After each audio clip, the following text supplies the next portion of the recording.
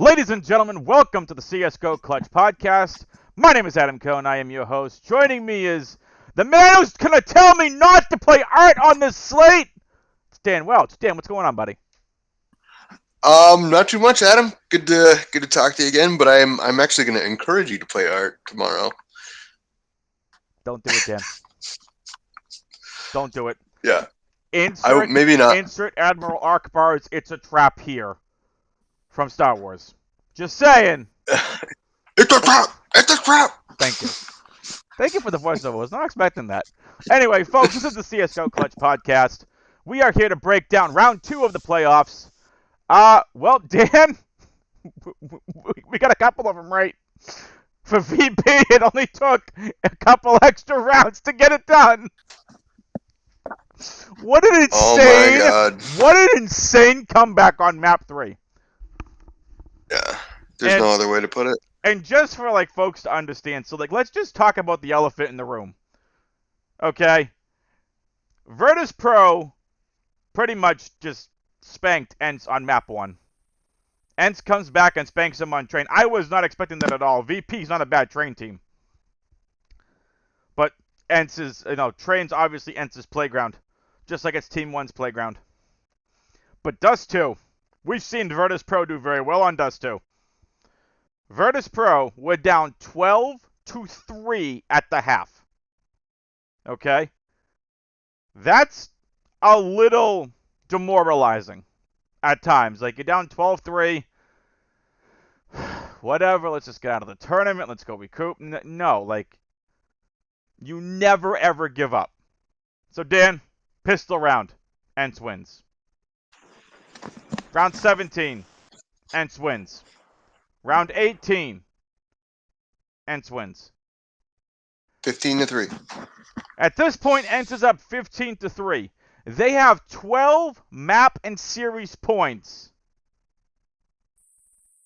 to take one round and win and knock Virtus Pro out of the playoffs for ESL Pro League Season 13.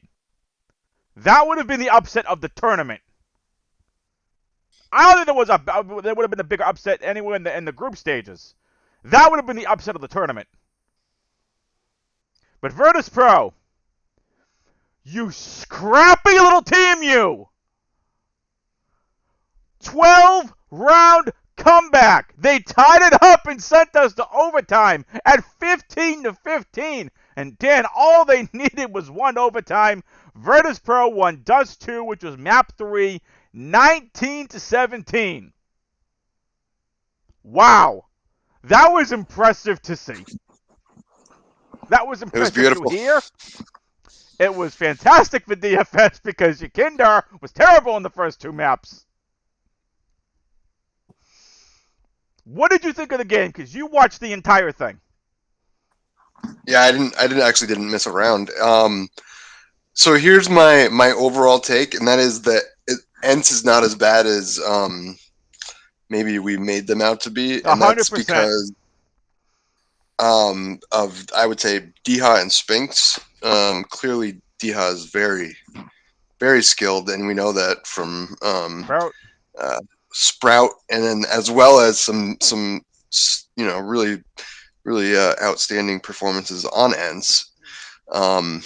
And Train is, that was bad. So what I did hear from, I think it was Yanko, was that Virtus Pro as a team was frustrating for him to watch because they don't use their utility enough, and on Train, that's kind of a Train is a heavy utility map.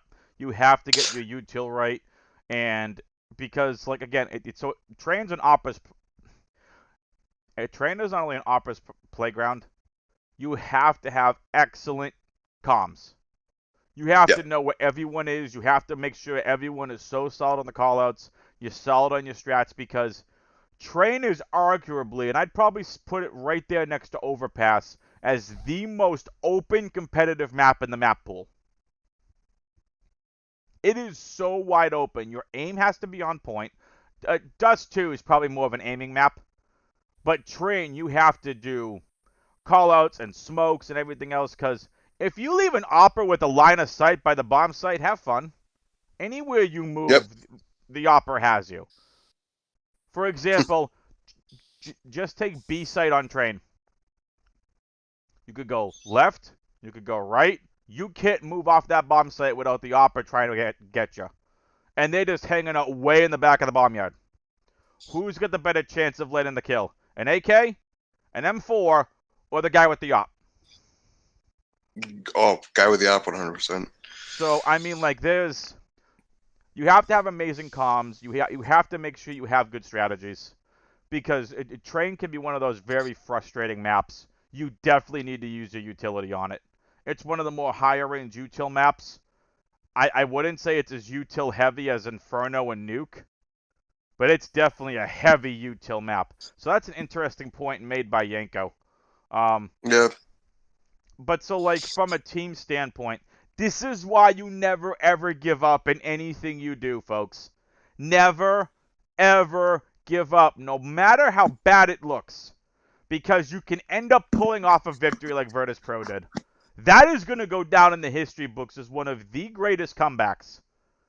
I mean, think about it again. They went down 15-3 and won every single remaining round on the CT side to tie it up from 15-3 to 15-15. Was absolutely outstanding. I believe it was the biggest margin comeback in the history of Pro League. Was it? Yeah. Yeah. That's insane. So, like, Yeah. to my point earlier, like, if you ever played Counter Strike, like I know, like I have, and like sometimes you get down by those big margins and you get a little, it is a little demoralizing. You're like, nothing we're doing is working, everything we're doing solidly, and then it's just like anything can happen. So, like, the team that I'm on, there was an incredible comeback, and all it took was one clutch, and the momentum shifted right around, and they ended up winning the map. And it was just incredible. So you never ever give up. Never give up in life. Never give up in a video game. You can make it happen. Pretty much. You're in the video game. You make it happen. Never ever give up. Never give up in life. Never give up in a video game. Dan, I have no transition to how we're gonna go to the recap, but I have absolutely no professional transition how we're doing it. But someone you and I know, Pat Mearson. Happy. Pappy. Papa Mearson. Oh, I thought it was Paper Mason. Paper Mason? However you pronounce his name. Pappy. Solo takedown of $5,000. I have this up here as a head-to-head for context, so we could just talk about it real quick, because Dan and I were talking about it pre-show. I'm going to head back to the contest so we can just take a look at Pappy's lineup. He won by 1.25 points. His lineup was a 3-2-1. This lineup benefited from that crazy Dust 2 because Dion went ham. Yeah. So the winning lineup was a 3-2-1. 3 Complexity, 2 Virtus Pro, and an ENCE. Like I talked about on a couple podcasts ago when we were talking about 2-game GPP strategy. Or just really, you could say 2-game strategy. But I would get more towards like GPPs, Dan, single entries. You'd probably use something like this too on a 2-game slate. Cash is a little different. Yep. You are just looking to cash. Single entries, 3 maxes, GPs, anything like that. Large, like you're looking to get up the top. Captain Poison won Pappy here at GPP. My bold prediction yesterday was Captain JKS. I wasn't too far off because that could have paid off too. There was only a 1 kill difference, 4 assist difference. JKS had less deaths than Poison did. So it's so close. But Captain Poison, great leverage, 4.3% owned. Blame F, JKS. 2 Virtus Pro, the same 2 we said yesterday, Dan, were core plays for us. Yakindar and Jame. I ended up going Captain Jame with Yakindar and Buster went 3 Complexity. I decided to go the 3-3 route. I did not think Virtus Pro would get spanked like that. Well, not spanked, but get taken like that by Ents. So Virtus Pro is vulnerable. They're vulnerable on Train. Not really Mm-hmm. vulnerable on Dust too. I don't know what happened there, but there's a chink in the Virtus Pro armor, and Deha was the run back. Dan, you and I talked about it already, and you were saying Deha's really really good. Yep. He was the best player on Sprout. I don't want to hear about Favin. Favin's a really good player. Deha was the one of that team in my opinion. Yeah, I mean, there's a reason he's on Ents now. Yeah, I You mean know, they're like top. I mean, they're top tier team. yeah. Here's the deal with Ents going forward. I'm no longer talking bad about this team. They are no longer a crap team. They are a really good team. This team has a chance to make noise this year. Definitely. I think Snappy called and he called a good game. I don't know what happened on T Matt. side. I don't know what happened on T side does too. There were a lot of close rounds. A lot of close rounds. Well, I think it came down to VP actually being a pretty good team Mm, on for the T side. Because it takes if you're I mean, if you have good aim on Dust 2, like you said on the CT side, then you can pretty much run that map. Um, it was but just it was an incredible thing to see. it So was. Pappy, congratulations on the $5,000 Congrats, Pep. takedown. Pappy has been on an absolute DFS heater. He's been on an Yeah. absolute DFS heater. We've been talking about him a lot in this podcast. He's been getting there. So typically when I play with on a GPP, I tend to play one lineup. If I'm mass multi entering, I'll play it in like the dollar. But like this is an incredible lineup. All you had to do was say, I'm gonna play Deha. He's the best player for Ments, and this was a try to keep it more together game. Yakinda may have not gotten anyone there if that didn't go 3 maps. If that comeback didn't go, Yakinda was not optimal. And he was still negative after the crazy CT side on Dust 2 he had and the decent stat line he had at the end. He wasn't getting there. That percentage and everything else is the reason he was there. 62.9% owned. He wasn't getting there without that insane comeback. Any lineup that had Yakindar in it without that comeback was not getting there. Did not play well. James still could have got there. Buster was definitely going to get there. Buster had a great first 2 maps. And then complexity. Complexity's back, folks. Complexity's back. Um, and we're going to get into that complexity here in a little bit on this slate. Is there anything else, Dan, you want to talk about regarding Pappy's winning lineup? Is there anything here that seems interesting to you? Something that you're going to take away the next time you play a large field GPP, or how you're going to adapt any kind of strategy? Nothing in particular. I mean, I'm not saying that I would have done this out of maybe out of 20 lineups, but there's a slight chance that I would have run back with Diha because the core is pretty much my core. The other five. Yeah, So no, I'm good. cool. Alrighty, folks, let's talk about this slate here. 2 game slate again. Round 2 of the ESL Pro League Season 13 playoffs. First game on the slate is G2 versus Furia. G2 is a minus 127 favorite against Furia. Furia only a plus 104 underdog. And for context, Virtus Pro is a minus 156 favorite against Complexity, who are a plus 128 underdog. These games, according to Pinnacle, think they're going to be very close. Dan, G2, Furia. What are you doing here? I'm gonna try to figure out who's gonna be lower owned and go after them. Because I don't think it's gonna be that straightforward.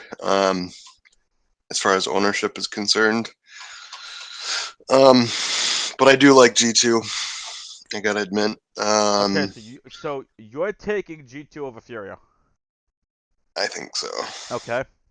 If you're playing G2 and you're looking for a low-owned play, can I interest you in some Almanac? Oh yeah, 100%. I think of anyone here, Almanac has looked really good. I mean, he's not a high fragger.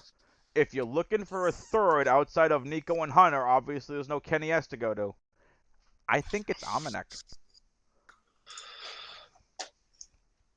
Yeah, I don't normally I like Nexa, but I feel like he's being more of an IGL now because he has a good support, supporting cast. So Nexa's um, like a middle of the road IGL. He's not a high fragger, but he's not a low fragger.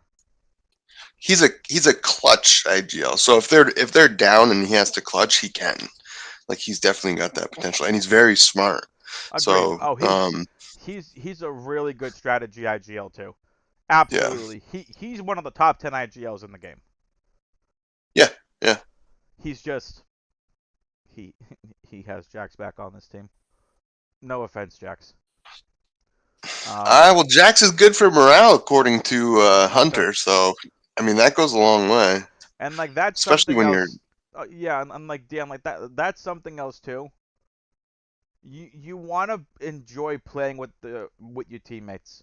You want to make sure like you don't want to deal with Oh yeah, like you enjoy playing with 4 of your 5 teammates and there's one maybe a hole on the team or just someone that doesn't like he doesn't fit the rest of the system. Like that can make things a little frustrating too. So like hmm it's kind of like with any sport. It's the intangibles in a locker room. It's the yeah. intangibles anywhere that you can't see and quantify, especially like in DFS purposes or even in stats. You have to have those other intangibles. So maybe you don't have the elite superstar, but if you have a superstar and it makes things better, you could overall have a better team just because you don't have the bigger name.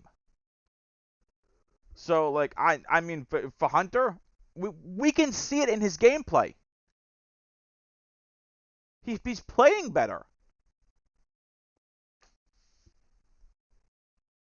Dan, Yes.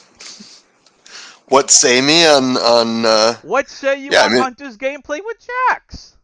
there's something special is going on with Hunter, and I actually have a different theory. I don't know that it might be Jax, but I think it's also Nico. Again, they have a long history of playing Counter Strike together, so They are there might cousins. be their cousin. Well, they like I don't know if you've seen. There's this one picture where I think it was on Twitter where it's like this is how it all started, and it's like Nico and Hunter when they're probably like 10 playing Counter Strike. Like Yeah. that's how and so there's definitely some good vibes I all mean, around. don't get me wrong. Like when G2 were looking at acquiring Nico, you had to have think Hunter sitting there like, yes, please, please Yeah, get someone, please get the number 3/4 player in the world, and let's just win. yeah, Right? Like, again, that's no disrespect to Jax, who Nico replaced. No disrespect to him. When you're the elite of the elite, you're a James Harden, a Russell Westbrook, a Giannis Antetokounmpo with Tom Brady, a Mike Trout. Insert hockey game player here. You're a Lionel Messi. When you have and you're at the top of the game, you're at the top for a reason. It's no disrespect to the other players. You just are above and beyond everyone else. So again, like it says, going back to playing with players on your team that you like to play with, it's that intangible. For example, you and I are Patriots fans. Look at what Tom Brady did when he went to the Bucks. Look at how many people wanted to play with Brady. That specifically reached out to Tampa just to go play with Brady. Gronk came out of retirement just to go play with Brady. It's an intangible when you're playing with your teammates for whatever sport you play, whether it's you playing Counter Strike, or you play League of Legends, or you're playing football, or you're playing soccer, or you're playing baseball. It's these intangibles when you play with your teammates that you enjoy to be around, because what you see in game or on the field or on the court, whatever, what you see is one thing. You still have team chemistry you have to deal with. So playing a sport or playing a video game with your friends and your teammates makes things a lot different, right? Like, Dan, if I were to say you and I could play Counter-Strike after this, we're going to hit up a matchmaking game and we're going to play with 3 people we have no idea who they are. That's a different team chemistry dynamic. They could be great players. Maybe there's not great comms. Maybe we all have a great time. Maybe it's we lose the game. Like it's maybe we win the game. You don't know, but like when you're playing with a core of people, when you're playing with a team, you want to enjoy being around them. So that's my long-winded way of saying Play G2. no.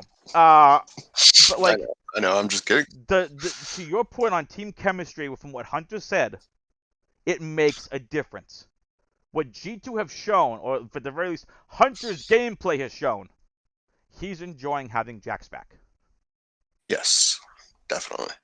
With that being said, Hunter is one of the best plays on the slate. Yep. With that Especially for all, that price. 7,600. He's still underpriced. With that being said, Dan, I'm playing Furia. I am picking Furia to win. They're not going up against Team Liquid like I predicted. They're going up against G2. I'm playing Furia. I'm playing lots of Furia. I don't know who to play yet, but I want to play Furia.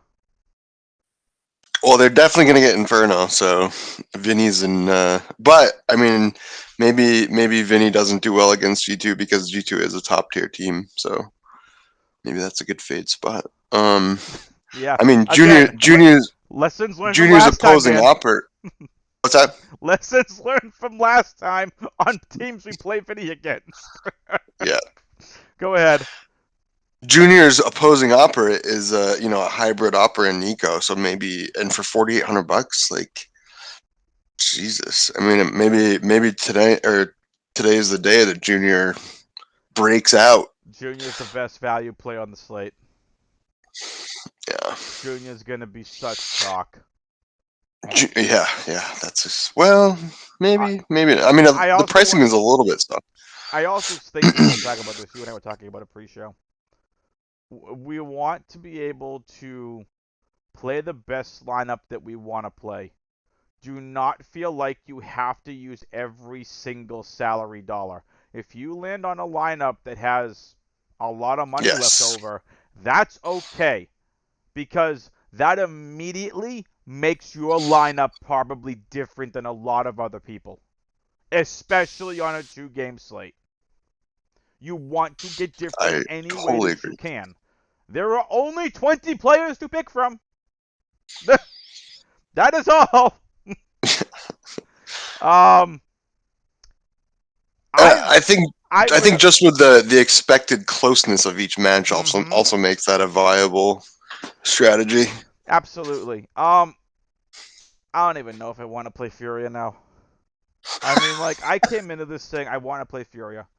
I think Furia win for what it's worth. I think they win 2-1.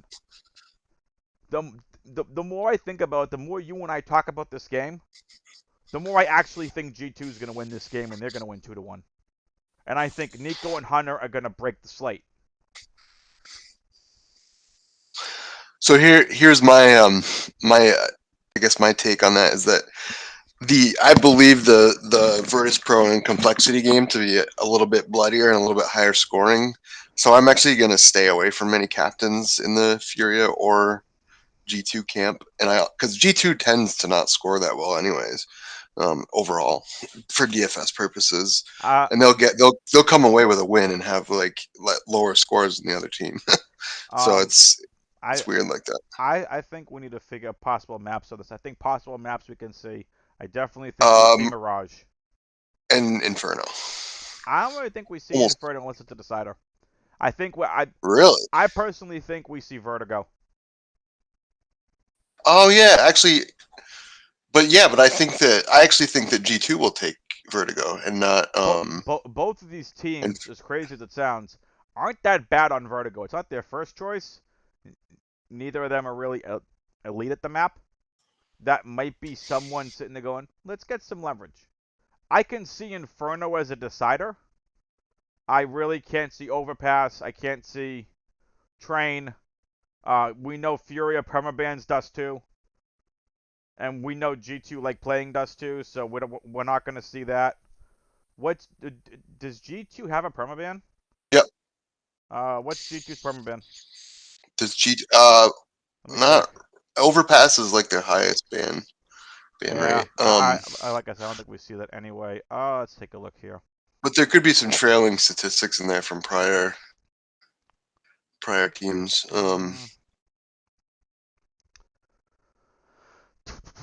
Event, Pro League, Fury G2. And folks, also, like, go to hltv.org. Like, if you just look at the match page, like, you can see you could do player comparisons. You can literally click on different players' names, and, like, if I want to go Yuri versus Amanek, I can take a look real quick at some of their stats. So, Furia permabans Dust 2, G2 permabans Mirage. Fine. G2 Wait, what?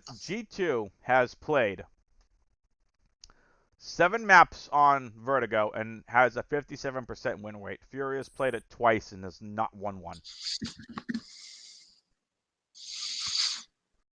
No, I think you said G2 permabans Mirage. That's not No, Furia permabans Dust 2, G2 permabans Overpass. Overpass. Yes, yes. Yep, because neither of them have played a map in the last 3 months on those maps. I can see Inferno as a decider. I can see Inferno as a pick. Furia needs to not pick Nuke. They need to not pick Nuke. Yeah. I can see Mirage also being played. We know how much G2 love playing on Mirage. Furia also really like playing on Mirage. Like, I can see. Well, let's just say Furia pick Mirage. G2 pick Vertigo. I can see Inferno as the decider. I really don't think we see Train as a decider, because I can see G2 taking that out with their second ban. Every time Fury has played it, they've played it 4 times. They've never lost on Train in the last 3 months. I just think the maps make this very interesting. Yeah. Yeah. I Hunter still loves don't. I going still off on think. Hunter loves going off on Vertigo. For what it's Yep. worth. I think Hunter also does. And Mirage too. Well, Hunter's up and down on Mirage. I think he's okay on Inferno. So, like, this is the first game we should have the maps just before lock. So if you're watching the game and maybe you're up in the air on, like, hey, do I captain Hunter? Do I not captain Hunter? Am I playing Vinny? Am I not playing Vinny?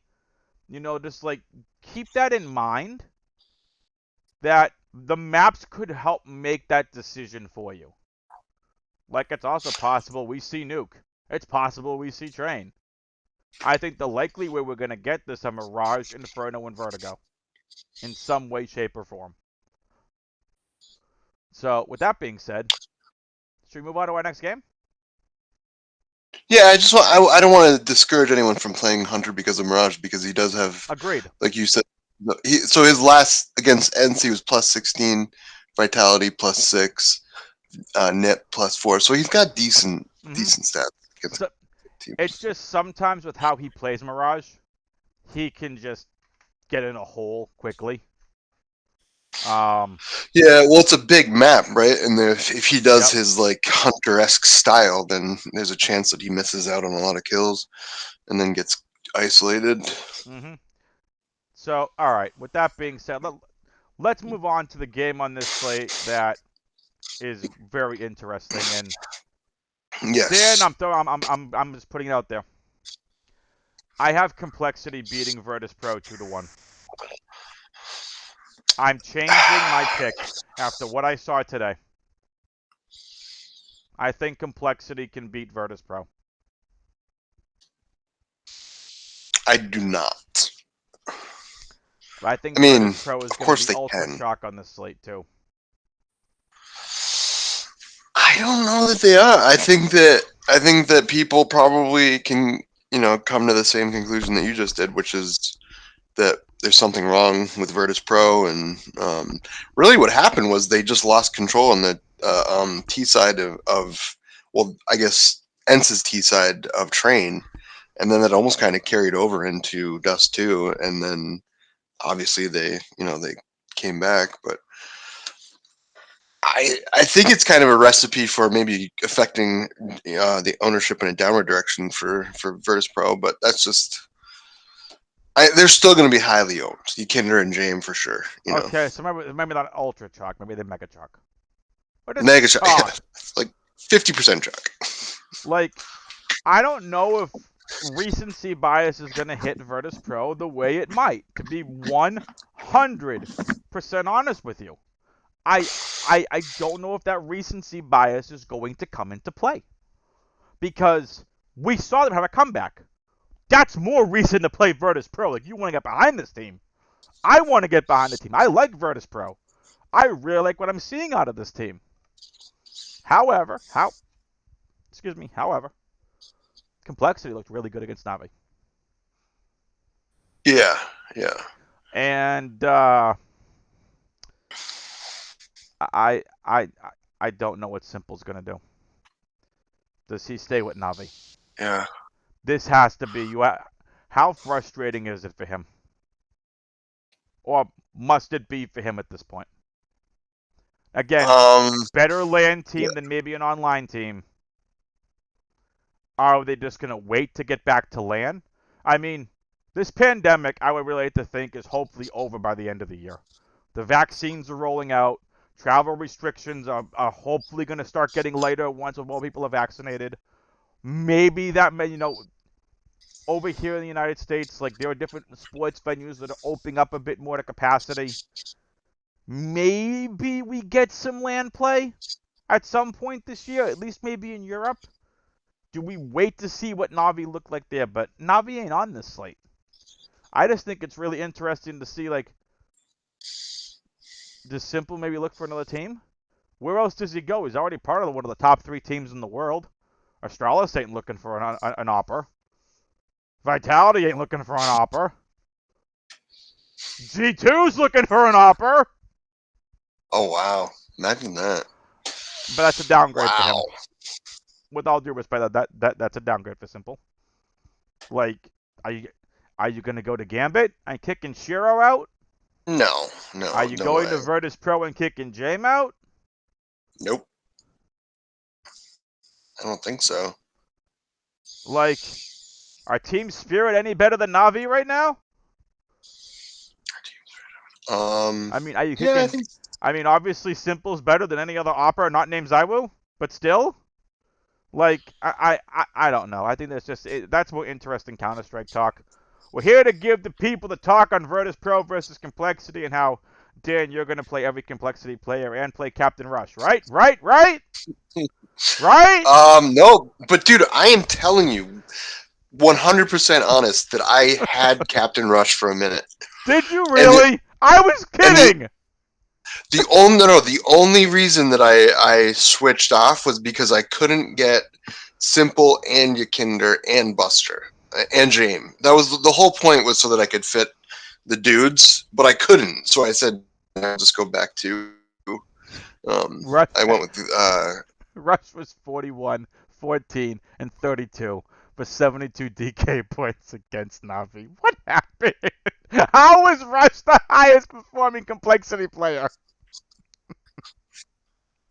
I think the. I mean, I think we should talk about this like seriously, because Rush is not bad. Yes, he Rush is. is a made I'm one sorry. of Yes, he is. no Rush won a major, and so he's their entry guy. So he's gonna take a lot of. He's gonna have a lot of deaths, or he's gonna have it's boom or bust.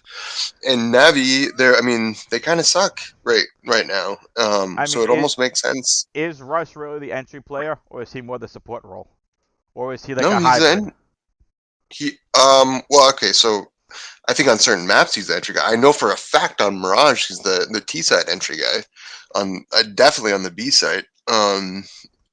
So I mean, I'm not saying play him tomorrow because I don't think that's a good idea. But No. I mean, Stay away. I did I did think that yesterday was a good spot for Rush, and I mean I only used it as a bold prediction, but um, Yeah.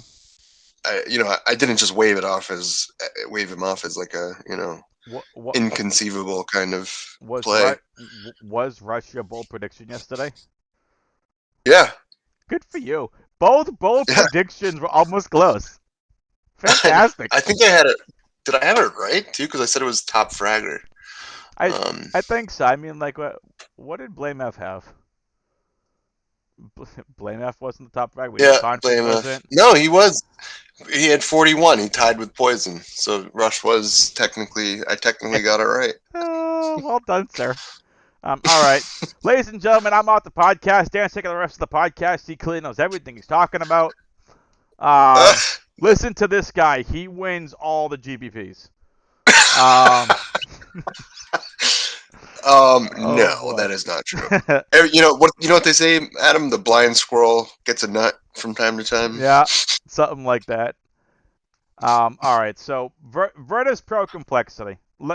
Let's bring it back because we're already at longer than you and I want to be in this podcast. But these two games warrant much discussion by how close both of these games are, and I think you could be extremely ballsy and go 2-1, 2-1. I don't think that's optimal. I can see a case made for it because of how close these games are going to be. If they both go 3 maps, there's a possibility of one player from the opposing side getting there on both. I'm not advocating for it, but I think it's a very ballsy strategy. I think 3-2-1 might be the way to go. 3-3 if you're really confident in two of these teams just crushing. Again, Pappy took it Which down with a 3-2-1. And VP needed an insane comeback to get that line up there. What are we doing with Virtus Pro Complexity?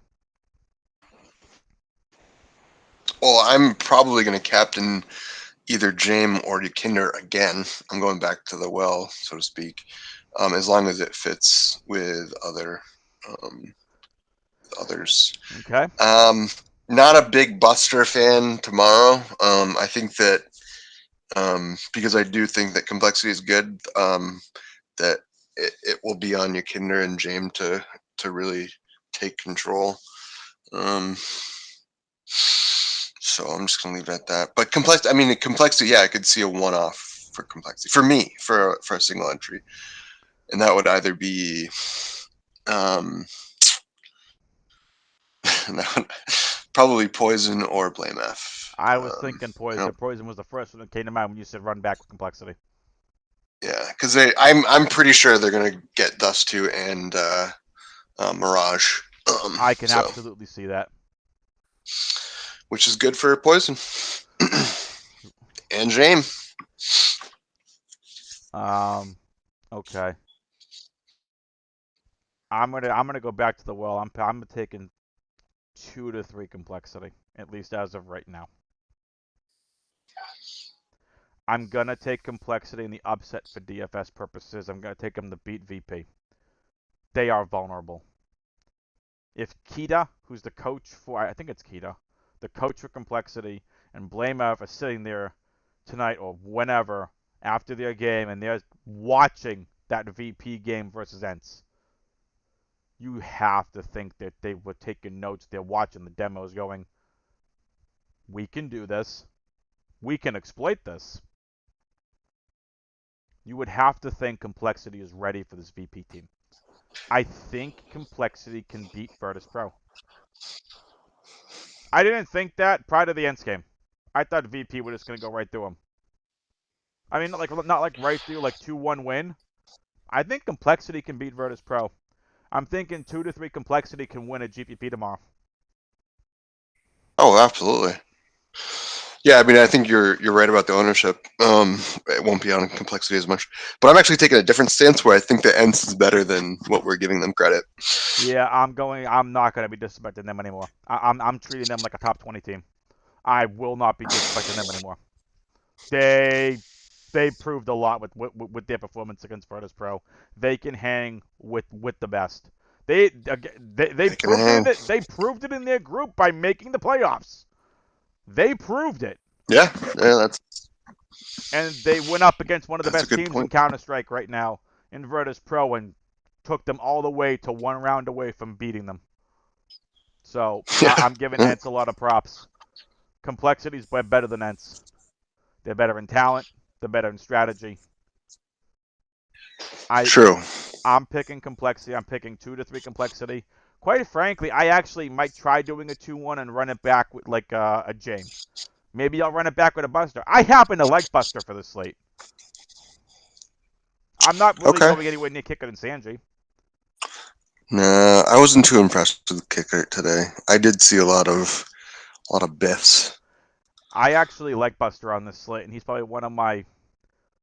He's a large field GPP play that if you're MMEing or even taking a single lineup into a large field GPP, I like Buster.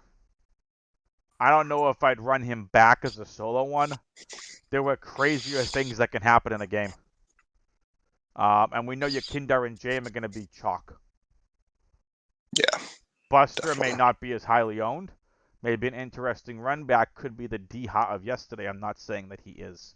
Again, through 2 maps, Buster looked optimal with Jame, and your Kindar was not. So keep that in mind, and that was, again, granted, again, against Ents, but still. Buster was fragging really well. Any last minute Yeah. thoughts on this game? Yeah. Um. Nothing. I mean, yeah, nothing in particular other than yeah, I would never try to steer you away from Buster. No, I I don't, know, but I like don't you love.